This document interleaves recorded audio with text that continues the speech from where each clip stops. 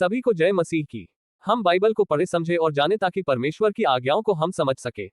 और पवित्र बाइबल में जो वचन है वह परमेश्वर के जीवित वचन है। अगर आप उसको ग्रहण करें तो परमेश्वर आपके लिए सब कुछ कर सकता है, क्योंकि परमेश्वर आप सभी से बहुत प्यार करते हैं। सभी को गॉड ब्लेस यू, आमीन। आज के लिए वचन उत्पत्ति अध्याय 22। एक इन बातों के पश्चात ऐसा हुआ कि परमेश्वर ने इब्राहिम से यह कहकर उसकी परीक्षा की कि हे इब्राहिम, उसने कहा, देख मैं यहाँ हूँ। 2 उसने कहा, अपने पुत्र को अर्थात अपने एकलौते पुत्र इसहाक को, जिससे तू प्रेम रखता है, संग लेकर मोरिया देश में चला जा और वहां उसको एक पहाड़ के ऊपर जो मैं तुझे बताऊंगा होमबलि करके चढ़ा।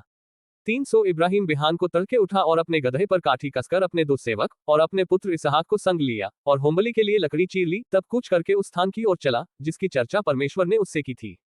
4 तीसरे दिन इब्राहिम ने आंखें उठाकर उस स्थान को दूर से देखा। 5 और उसने अपने सेवकों से कहा, गदहे के पास यहीं ठहरे रहो, ये लड़का और मैं वहां तक जाकर और दंडवत करके फिर तुम्हारे पास लौट आऊंगा।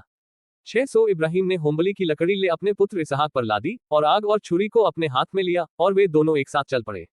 7 इसहाक ने अपने पिता इब्राहिम से कहा, हे मेरे पिता। उसने कहा, हे मेरे पुत्र, क्या बात है? उसने कहा, देख आग और लकड़ी तो है, पर होमबलि के लिए भीड़ कहाँ है? 8 इब्राहिम ने कहा, हे मेरे पुत्र, परमेश्वर होमबलि की भीड़ का उपाय आप ही करेगा। 900 वे दोनों संग संग आगे चलते गए और वे उस स्थान को जिसे परमेश्वर ने उसको बताया था पहुंचे। तब इब्राहिम ने वहां वेदी बनाकर लकड़ी को चुन चुन कर रखा और अपने पुत्र इसहाक को बांध के वेदी पर की लकड़ी के ऊपर रख दिया। 10 और इब्राहिम ने हाथ बढ़ाकर छुरी को ले लिया कि अपने पुत्र को बलि करे।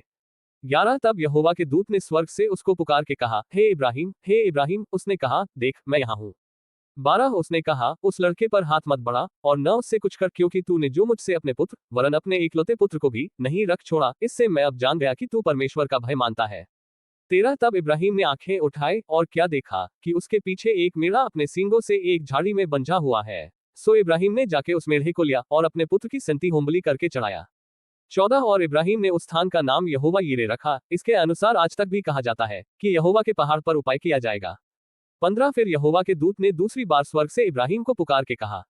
16 यहोवा की यह वाणी है कि मैं अपनी ही यह शपथ खाता हूं कि तूने जो ये काम किया है कि अपने पुत्र वरन अपने एकलौते पुत्र को भी नहीं रख छोड़ा। 17 इस कारण मैं निश्चय तुझे आशीष दूंगा और निश्चय तेरे वंश को आकाश के तारागण और समुद्र के तीर की बालू के किनकों के समान अनगिनत करूंगा और तेरा वंश अपने शत्रुओं के नगरों का अधिकारी होगा। 18 और पृथ्वी की सारी जातियां अपने को तेरे वंश के कारण धन्य मानेंगी, क्योंकि तूने मेरी बात मानी है। 19 तब इब्राहिम अपने सेवकों के पास लौट आया और वे सब बेरशेबा को संग संग गए और इब्राहिम बेरशेबा में रहता रहा। 20 इन बातों के पश्चात ऐसा हुआ कि इब्राहिम को यह संदेश मिला कि मिल्का के तेरे भाई नाहोर से संतान उत्पन्न हुए हैं। 21 मिल्का के पुत्र तो ये हुए, अर्थात उसका जेठा ऊज और ऊज का भाई बूज और कमुएल जो अराम का पिता हुआ। 22 फिर केसेद, हजो, पिलदाश, यिदलाप और बतूएल। 23 इन 8 को मिल्का इब्राहिम के भाई नाहोर के जन्माए जनी और बतूएल ने रिबका को उत्पन्न किया। 24 फिर नाहोर के रूमा नाम एक रखेली भी थी, जिससे तेबह, गहम, तहश और माका उत्पन्न हुए।